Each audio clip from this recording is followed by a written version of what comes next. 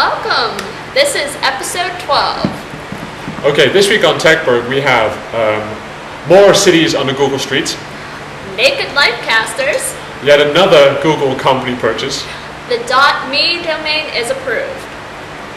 So first up, Naked Lifecasters, right. My favorite.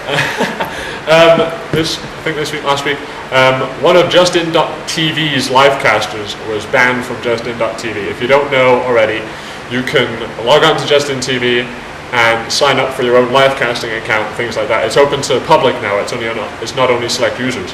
So if you want to share your life with absolutely everybody online, you can go onto Justin.tv, sign up, and start your webcam or whatever else. However, Nick McGlynn he's actually a Gorka Media video producer, didn't read the terms of service and didn't realize that you cannot be naked while live casting. So he happened to be and got banned from Justin.tv. Apparently what he did was he put out the release and said that nobody ever reads the terms of service, and they should have put out there that you're not allowed. They should have made blatantly clear that you're not allowed to be naked on live casting, things like that. So he got banned, which brings up interesting things though. Who's going to censor it, and how are they going to censor it, and things like that. So there's all kinds of little things that came up with that. But that's the naked live casting, and that proved interesting for a time. That kind of reminds me of that guy who was driving the Winnebago and didn't realize that you had to be in the driver's seat while it was on cruise control. Oh yeah, there you go. See, putting like this beverage is going to be hot on a cup is kind of one of those things that goes without saying. So people in their crazy stuff. Well, Google snaps up another company. Yes, Google this week bought Jaiku, which nobody really cares about. Google, in their bid to take over the world, I guess. The Jaiku is it's kind of like Twitter. It's a mini blogging service, and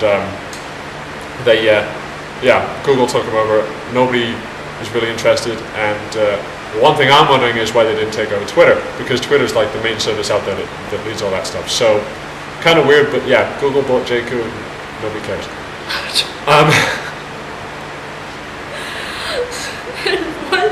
What is a .me?